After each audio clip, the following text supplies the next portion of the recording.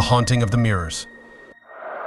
My name is Lila Martinez, and I'm originally from Tagaytay. When I turned 22, my family and I moved to Davao City, but I often think back to my life in Tagaytay, where I spent my childhood and went to school. One memory in particular has stuck with me, a strange and terrifying event that happened shortly after my 18th birthday. One morning, I woke up to find a small handheld mirror next to my bed. It was the perfect size for applying makeup or checking my reflection. Confused, I assumed that maybe my older brother or mother had left it there by accident. When I asked them about it later in the living room, both swore they hadn't been in my room or left any mirror. 2 days later, another mirror appeared on my bed, this time in a different color but the same size. I was perplexed and asked my family again, but they all denied placing it there. That's when I started to feel unsettled. I knew if it were a joke or prank, my brother would have laughed and confessed by now. By the time a third mirror showed up, I couldn't shake the growing sense of dread. I recalled hearing old Tagaytay legends about supernatural beings, duendes, dwarfs, or even the feared kapri, a giant tree spirit known to show interest in certain people, especially women. At first, I wasn't too scared. It was just a mirror. After all, what could it possibly do? However, after the 8th mirror appeared on my bed, things took a darker turn. I began feeling an eerie presence at night. It was as though someone was walking outside my window, watching me when I wasn't looking. I often felt a cold, creeping sensation on the back of my neck, and each time the hairs on my arms would stand straight up. One night, while I was studying, that familiar chill returned.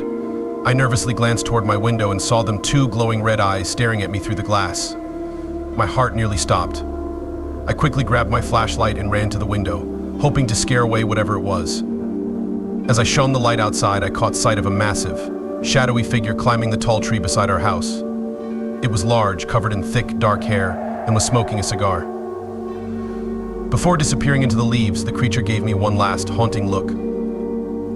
Panicking, I ran to my mom's room, screaming. She thought we were being burgled, but after I told her everything, she knew it was something far worse. The next day, she took me to visit a local healer. The healer listened to my story and advised us to dissolve salt in water and sprinkle it around the doors and windows of my room every night. She explained that it would ward off any unwanted spirits or creatures. From the details I shared, she believed that a kapri had become infatuated with me. We followed her instructions, performing the ritual every evening. After that, the mirrors stopped appearing and the unnerving feeling of being watched disappeared. The healer also recommended placing a blessed saint statue in my room for long-term protection, ensuring that the kapri would stay away for good. The mysterious cat in the mirror. My name is Ethan, and I'm 20 years old. I recently graduated from college and am currently on the hunt for a job. Before I dive into the strange events that happened, let me first explain the layout of our house. We live in a neighborhood where petty thefts are common. Nearly every week, the local community watch catches young teens trying to break into houses late at night. Our family has had a few run-ins with these thieves as well. We've lost 2 bicycles, and even my dad's tools were stolen right out of the storage shed. They even went as far as stealing my mom's beloved potted plants. Because of this, my family takes extra precautions at night. Every door is double locked, and my dad installed steel grills over the windows so no one can get in, not even a stray animal. One night, around 11 p.m., as I was drifting off to sleep after playing games on my phone, I heard a cat meowing in the living room. It was so loud that it felt like the cat was just outside my door. I considered getting up to check, but I was exhausted and brushed it off. The next morning, I casually asked my dad if he had heard the cat. He looked at me and said it was impossible for a cat to get in our house, was locked up tight, as always. The following night, the same meowing returned, this time closer to 1 a.m. The sound echoed through the house, but I was too sleepy to investigate.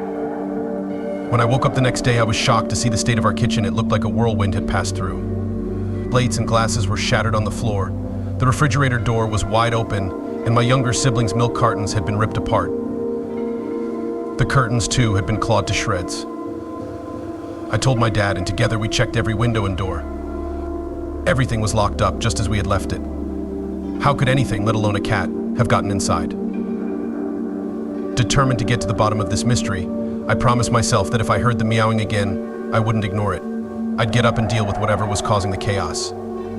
Sure enough, around midnight the next night I heard the same eerie meow. This time I was ready. Grabbing a stick, I made my way to the kitchen, bracing myself for what I'd find.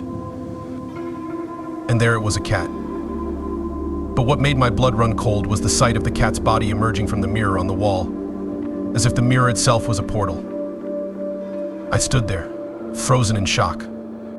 The cat, seemingly noticing me, darted back toward the mirror, and before I could even think to swing my stick, it disappeared back into the glass, which rippled like water before returning to normal.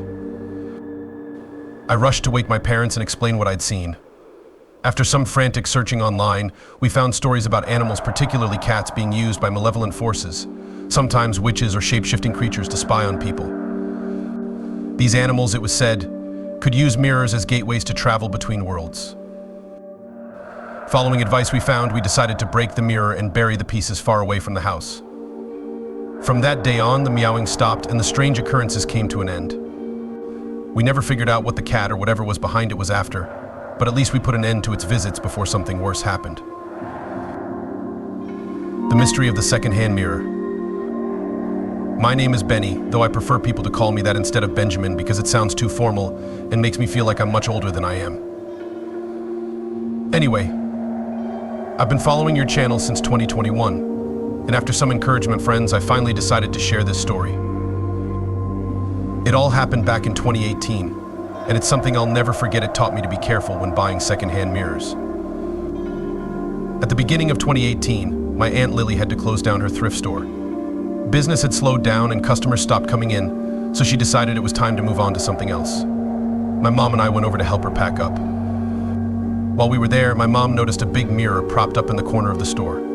It was one of those large mirrors people use when trying on clothes to see their full reflection. My mom loved it and asked my aunt if she could buy it. They agreed on a price, and before I knew it, we were taking this huge mirror back home with us. When I asked my mom where she wanted to put it, she said near the kitchen would be perfect. With the help of my sisters, we managed to get it set up.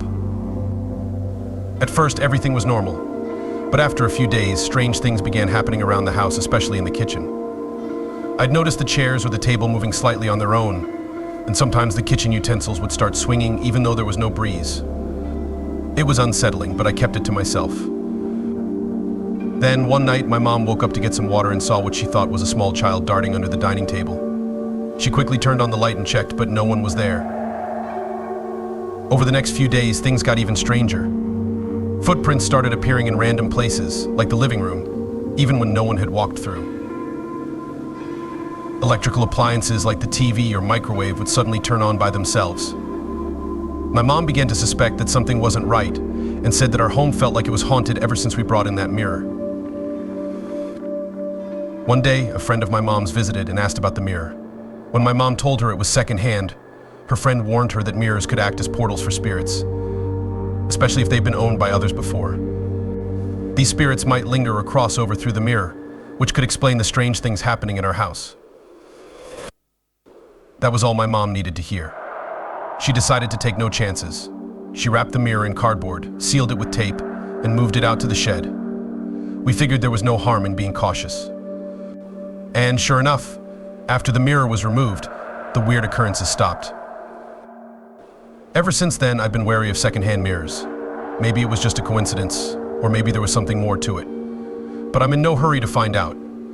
If you've ever come across one, you might want to think twice before bringing it home, unless you're ready for a few unexpected surprises.